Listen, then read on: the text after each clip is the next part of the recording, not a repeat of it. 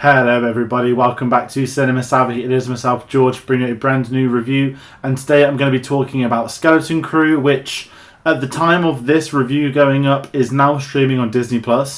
I've been very lucky. I have seen the first 2 episodes in advance at a screening in London the Sunday just gone. It was shown at the BFI South Bank.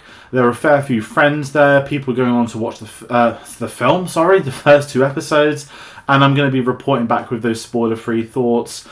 You may already be watching the episode as this video goes up. You may wake up in the morning and think, the episode up and so is his thoughts. Why should I care? Why do you care? And I'm going to try and summarise these as nicely as I can because I'm just going to go in off the bat. I love these first 2 episodes of Skeleton Crew, and I'm going to go one step further and say I did not expect to love the first 2 episodes of Skeleton Crew. It's been a Star Wars show since its announcement that I have not been detached from, but it's a Star Wars show that I've thought, okay, I know I'm not the target demographic. I might not technically be the demographic on everything Star Wars, but this one in particular is very clear that it's going for families, it's going for the much younger audience, and I've known that from its inception. So I went in really optimistic that, hey, this show is probably not going to be for me, but I really hope I have a good time watching that show. And it absolutely blew me away. Now, I'm going to say what I say on every TV review. I've seen 2 episodes out of 8. The next 6 episodes that might follow, they might be terrible.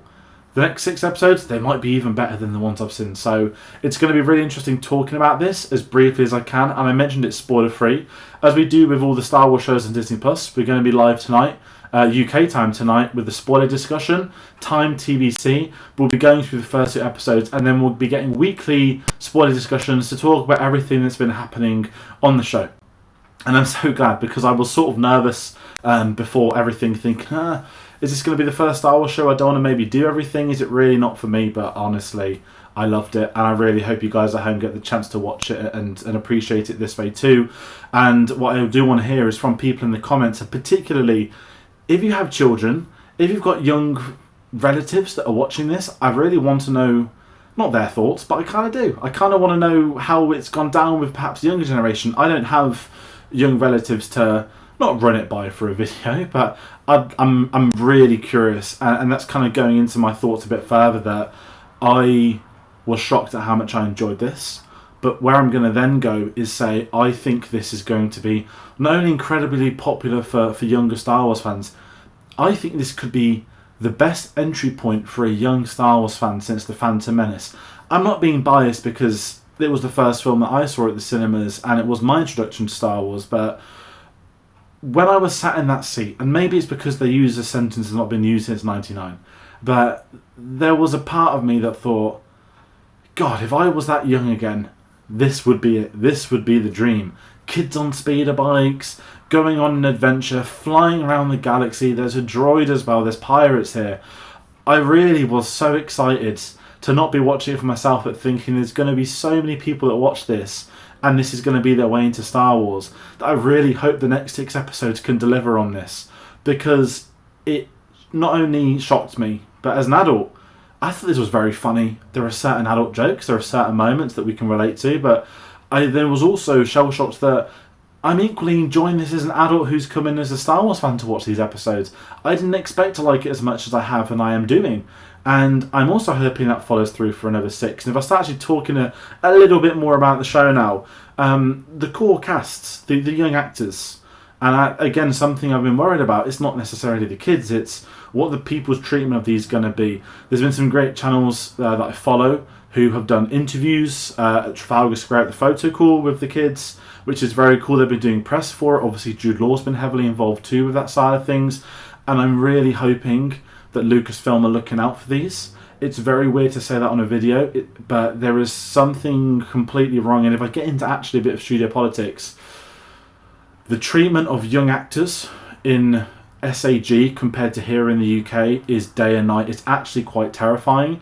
When the strikes happened last year, I remember reading some of the clauses that had been rejected, and some of it was about capping how long a child should work on set, and that still didn't get put forward, which is ridiculous. You know, us that grew up with Harry Potter here in the UK, as in that's our childhood franchise, I guess, it was very strict, as UK working laws have always been for kids with chaperones on set. So, and let's be honest, guys, that Harry Potter cast came out pretty fine. It's a long stay away from talking Star Wars now. We've just done a big video on Home Alone, of course, Macaulay Culkin, but the treatment of child actors is very different in America to here in the UK, and that's been a worry of mine for a show with Star Wars as an entity which can be very toxic no matter what corner you turn down. But I'm just going to say on top of that is I love these performances. Everyone's going to be talking about Neil. What an absolute delight, not just the Neil that's on our channel that jumps on sometimes, but getting a group of 4 kids. Everyone's been talking about the Amblin vibe, they're going to Field Spielberg type thing, and you think, yeah, they're just, marketing overdrive, they're just saying it. No. For the first time watching a show like this, it feels real. They feel really likeable, the kid characters, and I don't want to sound like a petulant old man saying I normally get annoyed by them, but when I watch certain shows, and again, I'm conscious I've seen 2 episodes, you watch certain shows with a young cast, and you're like, oh yeah, this isn't for me, these kids is not mine. But I was really vibing with it, and I wasn't really sure as to why, and that again popped down that route of, I think this is going to be really popular with the younger audience again. And I just couldn't let that escape my head, and I had a lot of fun with it. And again, I was thinking, if I was 3, 4, like, oh, it's the boys versus girls at school type thing. And that is going to relate to kids when they're watching it. And I think the December release really goes in well with this. Now, I'll be honest, it's not had the best of marketing. Conversation with someone yesterday, actually. They were saying they wonder if they're going to go all in on the marketing now it's out. As we're building up to Christmas, when there's going to be families off for a couple of weeks at a time off school, this is actually the perfect time for Disney to release this show. And I actually think less is not necessarily more in this circumstance. But I think it's been something that's really worked in its favour, that maybe it doesn't need to go all in on marketing to adults, but maybe where the kids watch their shows or watch their things, this is everywhere, because they are the primary audience. It's going to be very popular with that audience. I've seen there's already more merchandise, there's Lego sets coming out, more than what the Acolyte got. So clearly they're catering to it from a financial standpoint too. But again, I couldn't wrap my head around how much I enjoyed these first 2 episodes. I've not spoke too much about the story. I'm trying to keep that certain for tonight. As I said, it's a very traditional kids go on in a grand adventure type story. But episode 2 has been my favourite of the 2 so far, directed by David Lowery, which is a great name to have been involved. And I've got to say, the directors involved on this series, we're getting the Daniels, we're getting Bryce Dallas Howard, we've had David Lowery, we've got John Watts. I feel like I'm missing someone else who's been announced, so apologies, but it is a stacked list of directors. And I'm really hoping this comes together. And I feel really enthusiastic doing this video. It's not my intention. I watched this yesterday. I've not just come out of a screening. I've got some immediate thoughts. It's been in my head. And I'm actually quite excited to show it to other people. And I want to talk about a standout. It's not going to be Jude Law. It's actually going to be Nick Frost, who I didn't know was going to be in the show. He's voicing the droid SM33, SM33, aka Smee. For those that know, not your piracy, that's weird to say. Smee, of course, Captain Hook's number 2, so they're really going with the piracy stuff.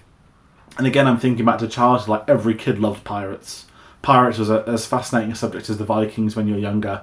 And I think with a show like this, if we're basically getting space pirates with the Goonies, or some weird amalgamation along those lines, I've been calling this to people E.T. meets the Phantom Menace since yesterday, because of what I spoke about with being such a great intro point for the younger generations.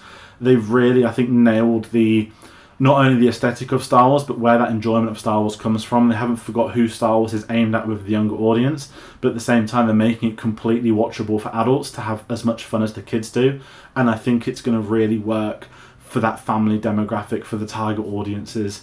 And for me, as a grown adult who's going to be watching this every week on a Wednesday morning, not at 2 a.m, but certainly on Sundays, I'm going to wake up on Christmas Day and I'm going to probably watch Skeleton Crew first thing, because I know an episode is dropping that day. And it's going to be one of these really exciting little series that I've just been blown away by. I've had an absolute blast. This feels like more of a reaction than it does a review. I have one criticism. It's so minor at the moment, and it leads on to actually a really interesting plot point. It's a very weird thing to see. I keep calling it like Nuketown. Like, picture the post-war, obviously ironic with this being set after episode 6. And I'm going to actually jump in now and say, you don't need to have seen any Star Wars to enjoy the show. It's one that, as I mentioned with the Phantom Menace, it's one of the easiest intro points I've ever seen. There's no long crawl. There's no, you've got to have seen this show, that film, this show. You can go in blind, and it's going to be a great way to get these kids on board.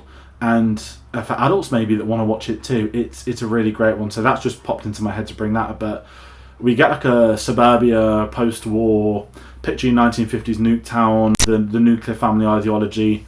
That's the town it's set in. And these kids are going to school. They're on a version of a school bus. It's like a tram, but it's Star Wars. So there's a lot of very American 50s ideologies. And I think some people might dislike that, which is fine. I'm kind of in that crowd.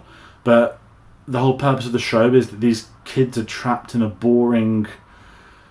Oh, we're at school every day. Oh, we've got homework to do every day. We've got tests to do. The kids are trapped.